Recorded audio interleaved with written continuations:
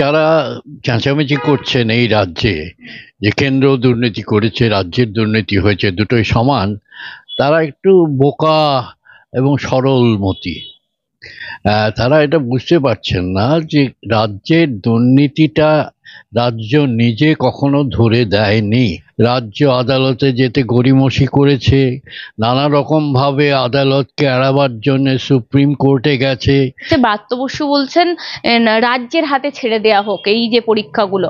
ও বলছে রাজ্যের হাতে ছেড়ে দিলে আদেও কি ভালো হবে? কারণ এর আগে তো আমরা সাদা খাটা মাস্টার দেখেছি, আমাদের চোখের সামনে মানুষ গড়ার কারিগর তারাই ভুয়ো দেখা যাচ্ছে কুণাল ঘোষ তিনি বলছেন যে এই রাঘব বোয়াল দরকার, আমাদের ধেড়ে ইঁদুর দরকার। মানে রাজ্যের ক্ষেত্রে যে যে কথাগুলো হয়েছিল, আমি বলছি অভিষেক বন্দ্যোপাধ্যায় সুপ্রিম কোর্টে গেছেন তার প্রোটেকশন নিতে, কিন্তু এক্ষেত্রে তো আমি ধর্মেন্দ্র প্রধান বা নরেন্দ্র মোদী কাউকেই দেখছি না তারা প্রোটেকশন নিতে এখনই চলে যায়নি সুপ্রিম কোর্টে।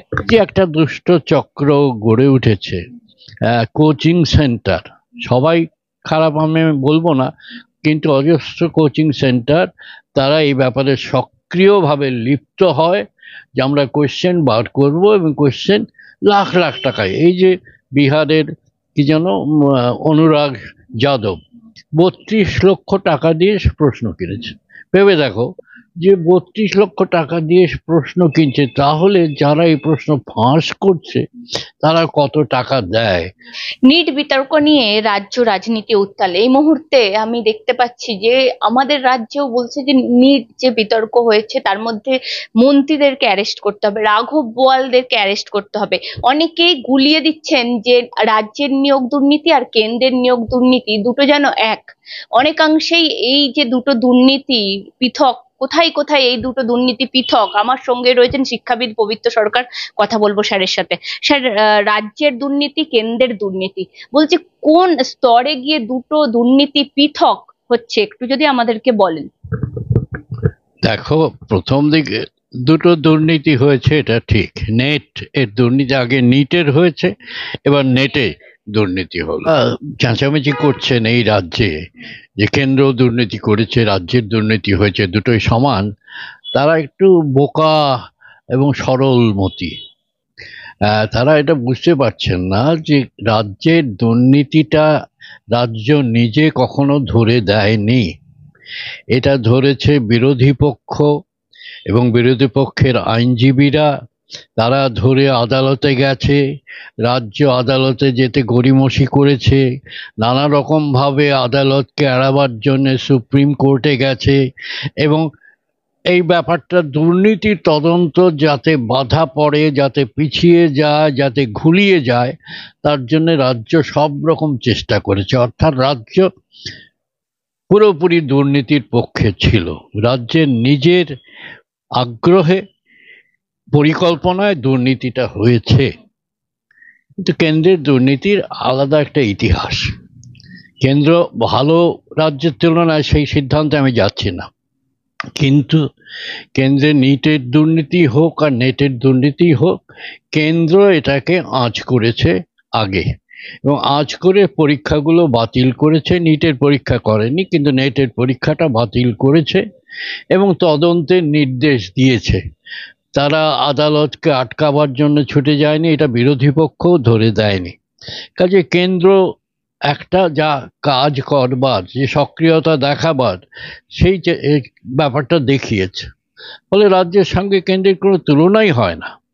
কিন্তু তা সত্ত্বেও আমি বলবো যে এই দুর্নীতিগুলো হবে কেন, কেন্দ্রেরও এটা দেখা উচিত। আমার ধারণা এটা অনেক দিন থেকেই হচ্ছে যে কেন্দ্রের যে সমস্ত পরীক্ষা নেওয়া হয়, এখন তো ন্যাশনাল টেস্টিং এজেন্সি বলে একটা হয়েছে, আগে ইউজিসি নিত নেটের পরীক্ষা। এই ন্যাশনাল টেস্টিং এজেন্সির যে সমস্ত পরীক্ষাগুলো হচ্ছে তাতে প্রশ্ন ফাঁস কেন হচ্ছে, কেন্দ্রের এটা দেখা উচিত। আমার ধারণা, আমার যে অভিজ্ঞতা, আমি কখনো কখনো কেন্দ্রের পরীক্ষার খাতাও দেখেছি যে দিল্লি টিল্লি অঞ্চলে অজস্র কোচিং সেন্টার হয়ে গেছে। দিল্লি ছাড়াও কোটাতে হয়েছে, রাজস্থানের, এটা তোমরা জানো, নানা জায়গায় হয়েছে। এদের বিহারে তো, সারা ভারতেরই নানা জায়গায় হয়েছে, উত্তরপ্রদেশে হয়েছে। এগুলোতে কোটি কোটি টাকা এরা রোজগার করে। এবং কোটি কোটি টাকা শুধু ছাত্রদের কাছ থেকে রোজগার করে না, তারা এই প্রশ্ন ফাঁস করবার জন্যও এই টাকা বিনিয়োগ করে। বুঝতে পারছো? ফলে এই যে একটা দুষ্ট চক্র গড়ে উঠেছে, কোচিং সেন্টার, সবাই খারাপ আমি বলবো না, কিন্তু অজস্র কোচিং সেন্টার তারা এই ব্যাপারে সক্রিয়ভাবে লিপ্ত হয় যে আমরা কোয়েশ্চেন বার করব, এবং কোয়েশ্চেন লাখ লাখ টাকায়। এই যে বিহারের কি যেন অনুরাগ যাদব 32 লক্ষ টাকা দিয়ে প্রশ্ন কিনেছে। ভেবে দেখো, যে 32 লক্ষ টাকা দিয়ে প্রশ্ন কিনছে, তাহলে যারা এই প্রশ্ন ফাঁস করছে তারা কত টাকা দেয় সেই সংশ্লিষ্ট আধিকারিককে, অফিসারকে। ফলে এই দুষ্ট চক্রটাকে ভাঙতে হবে। কেন্দ্রীয় সরকার সে ব্যাপারে কতটা কি উদ্যোগ নেবেন, শিক্ষামন্ত্রী ধর্মেন্দ্র প্রধান কতটা কি উদ্যোগ নেবেন আমরা জানি না, কিন্তু এই ব্যাপারটা না ভাঙলে কেন্দ্রের পরীক্ষাগুলোও নিরাপদ নয়।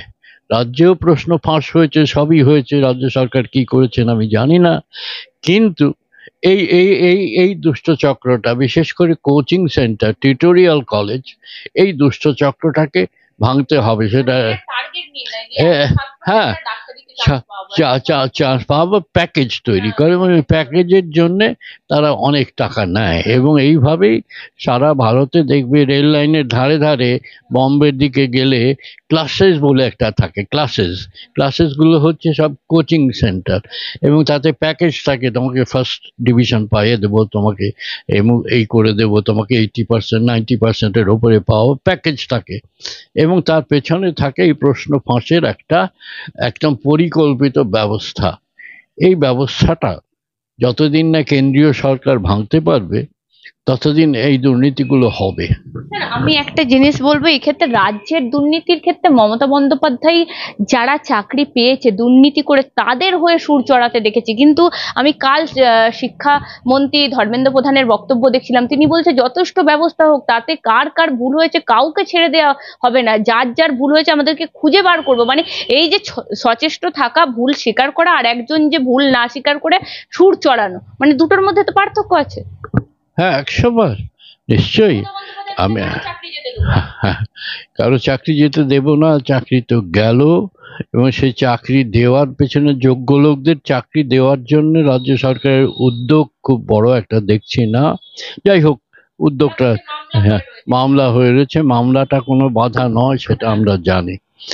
ধর্মেন্দ্র প্রধানের বক্তব্য এখনো পর্যন্ত সঙ্গত বলেই আমার মনে হয়েছে, যদিও আসল জায়গায় তারা হাত দেবেন কিনা সেটা আমি জানি না, কারণ সব জায়গায়, কারণ কেন্দ্রের সরকারও এই ধরনের অবৈধ ব্যবসায়ীদের অর্থে অনেক সময় চলে। ওই যে ইলেকশন বন্ডে যে টাকাগুলো আসে, সেই ব্যবসায়ীরা তো সাধু সন্ত নয়, তারা অবৈধ উপায়ে প্রচুর টাকা রোজগার করে এবং রাজনৈতিক দলগুলোকে পোষে। তার ফলে কেন্দ্রের সরকার আসল জায়গায় কতটা হাত দেবে আমি জানি না, কিন্তু এখনো পর্যন্ত মুখে অন্তত বলছে যে আমরা সবাইকে শাস্তি দেব, অপরাধীদের খুঁজে বার করব। আমরা অপেক্ষা করব। আমি বলছি একটা জিনিস দেখা যাচ্ছে, ব্রাত্য বসু বলছেন রাজ্যের হাতে ছেড়ে দেওয়া হোক এই যে পরীক্ষাগুলো। বলছি রাজ্যের হাতে ছেড়ে দিলে আদেও কি ভালো হবে? কারণ এর আগে তো আমরা সাদা খাটা মাস্টার দেখেছি আমাদের চোখের সামনে, মানুষ গড়ার কারিগর তারাই ভুয়ো দেখা যাচ্ছে। রাজ্যের হাতে ছেড়ে দেওয়া মানে কি? আমি বিকেন্দ্রীকরণের একটা ব্যাপার। বিকেন্দ্রীকরণ করলে কি হয়, সোজাসুজি আমরা এই পরীক্ষাটার ওপর কাছাকাছি লোকেরা নজর রাখতে পারে। আমি বলছি পশ্চিমবঙ্গ রাজ্য যে অপদার্থতা দেখিয়েছে, তাতে পশ্চিমবঙ্গ রাজ্যের উপর নির্ভর করা যায় না, কিন্তু তবুও বিকেন্দ্রীকরণটা অনেক ভালো। কেন্দ্রের পরীক্ষায় এই একটা নষ্ট হওয়া মানে কোটি কোটি টাকা খরচ।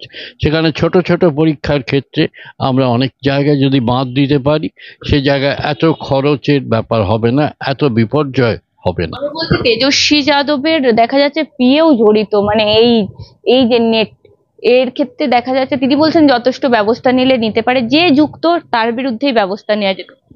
হ্যাঁ, যদি রাজনীতির লোকেরা এতে জড়িত আছেই। এই রাজনীতির লোকেরা ধোয়া তুলসী পত্রটি নয়, তারা জড়িত আছে, তারা এখন রাজনীতি করে টাকা কামানোর জন্যে। যেভাবে টাকা কামানো যায় সেই রাস্তাটাই তারা খোঁজে, আর সেই রাস্তা তাদের কাছে নিয়ে চলে আসে লোকজন, এইভাবে আমি টাকা দিচ্ছি, এই কাজটা করে দিন। তো এরকম হয়, রাজনীতি তো এখন এইখানে এসে দাঁড়িয়েছে। শিক্ষাক্ষেত্রে এই শিক্ষাবিদদের যথেষ্ট জায়গা থাকা দরকার না? সত্যি এইভাবে এখনো পর্যন্ত আমাদের রাজ্যে বলুন, দেশে বলুন, সবকিছুতেই রাজনীতিকরণ হয়ে গেছে। মানে শিক্ষাবিদদের এই শিক্ষাক্ষেত্রগুলো থেকেও দেখা যাচ্ছে রাজনৈতিকরণ বেশি করে হয়েছে। মানে রাজনৈতিক নেতাদের দেখা যায় সব ক্ষেত্রে। না, শিক্ষাবিদরা তো প্রশ্ন করেন, তারাই প্রশ্ন করেন, কিন্তু কি ধরনের শিক্ষাবিদ, কোন তাদেরও তো রাজনীতিতে ঢুকে যান, তাদেরও লোভ আছে, তাদেরও আকাঙ্ক্ষা আছে, তাদেরও স্বপ্ন আছে।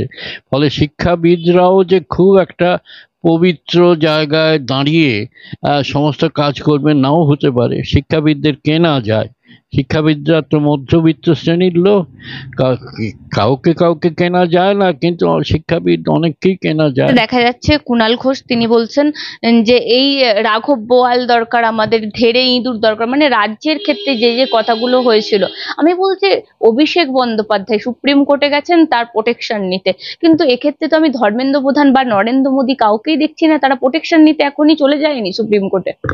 হ্যাঁ, এই কথা তো আগেই হয়েছে, যে এই তফাৎটা আছে।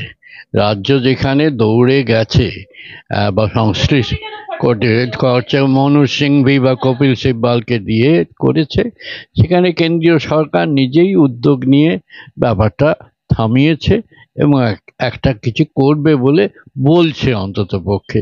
কাজে এই তফাৎটা তো পরিষ্কার, মানুষ হয়তো দেখছে, আমি জানি না, মানুষের মতিগতি আমি বুঝি না। হতেই পারে, এরকম মন্তব্য আসবে। যে কোনো একটা বিপর্যয় হলে, রেলের দুর্ঘটনা হলে রেলমন্ত্রীর পদত্যাগ চাই বললো, এটা সাধারণ মানুষ চায়, কারণ মন্ত্রীর অপদার্থতা এটা। তবু এই মন্ত্রী অন্ততপক্ষে, বা মন্ত্রী বা কেন্দ্রীয় শাসক দল দেখিয়েছে মোটামুটি ভাবে তারা ব্যাপারটা আঁচ করে বন্ধ করেছে, এই হলো কথা। আমরা যখন পার্থ চট্টোপাধ্যায়ের বাড়িতে যখন সিবিআই রেড করে বা ইডি যায়, তখন কিন্তু আমরা দেখেছিলাম শাসক দলের তরফ থেকে একটা প্রেস কনফারেন্স হয়েছিল যে পার্থর যদি কিছু হয়ে যায় সেক্ষেত্রে কিন্তু আমরা ছাড়বো না। আপনার নিশ্চয়ই মনে আছে।